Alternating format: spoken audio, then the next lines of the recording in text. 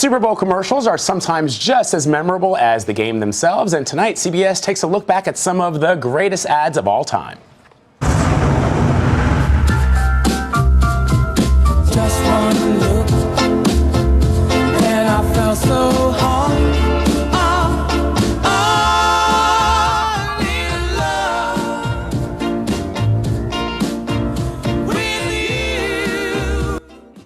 Can you believe 25 years Back since to this my 20s. iconic Pepsi commercial aired, starring, of course, a young Cindy Crawford. And now the supermodel is opening up about the legendary ad in the celebration of its silver anniversary. Entertainment Tonight co-host Kevin Frazier talked with her for tonight's special and joins us now from Los Angeles. I'm curious, Kevin, what did Cindy have to say about this ad? Do you know what's interesting? One of the things that Cindy had to say was how scandalous that commercial was when it came out in 1992. And that some people were upset with the little boys, you know, and they were like, oh my God, how can you do that?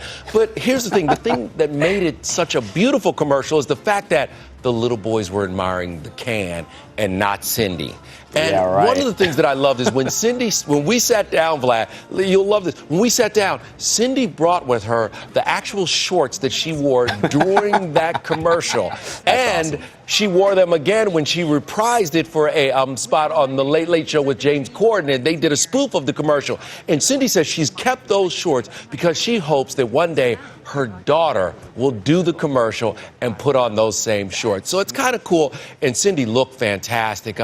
She said, you know, she didn't understand how big this commercial would become. And when you look at Super Bowl ads, you know, people are paying $5 million this year for a 30-second spot, and then companies are spending another up to 25% to market those ads. And I was lucky enough to also go on the set of another Super Bowl commercial starring Cam Newton and Miranda Kerr. And you will see that in tonight's special, that companies are going all out. And when you look back at this Cindy Crawford spot, they went all out. She didn't realize how big it would be. And now 25 years later, we are calling it one of the most iconic spots ever. So you've got the special airing on CBS tonight, but let's go back and talk about Cindy and how great she looked. Yeah. Not only back in '92, but the fact that she can fit into those shorts still. And I mean, you know, it's funny, Kevin, there were so many wonderful things about that commercial, especially that it captivated the entire country. I don't know if commercials have the same effect on people the way that they do then, because now we have the internet and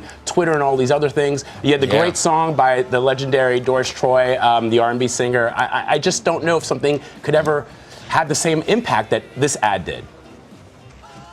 Well, you know what's interesting is, remember, at that time, supermodels were superstars, and we were in the dawn, the age of the supermodel, and Cindy was the reigning queen. And she said that you'll never have another time like that because we were so enamored with them, but we weren't inundated with those ladies. We might see them on a cover of a magazine or inside something, but we wouldn't see them all day, as you mentioned, on the internet. Now, another interesting thing is that Cindy says there are two things that people always remember about her. It's that Pepsi ad, and then people always want to talk about the George Michael video with Freedom with all the supermodels in it, because that captured that time period so perfectly. And, you know, another thing Cindy said is that, you know, she was very modest, but she does look almost exactly the same. Right. I can't tell the difference. Look at the Corden spoof, and even in the spoof, you're like, wait. You put those shorts on again 25 years later, you threw them on, and it was no problem. And also an interesting thing is when they did the Corden spoof,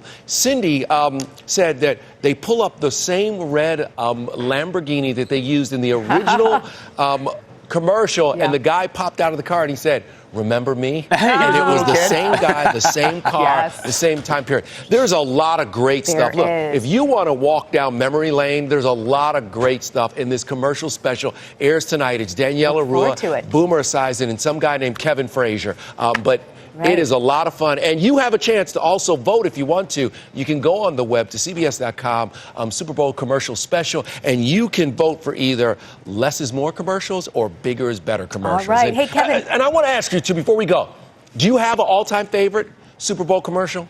My favorite Super Bowl commercial will always be the one with the Clydesdales and the little pony. The little pony. I mean, who wants to be a Clydesdale? I love that. That's a good one. Hey, Kevin, by the way, if you find out what cold cream Cindy Crawford is using, can you text me, please? I'd like to know. Cold cream. Listen, and Cindy said this. She said, look, It's just genetics and DNA. She's the luckiest person in the world. But I also want to tell you this, but my favorite commercial. I want to throw this. I just want to tell you a quick story. At the Super Bowl, the commercial where it's a Budweiser commercial where the troops walk through the airport, and all of a sudden the people stand up and they turn around and they start applauding and giving the troops a standing ovation.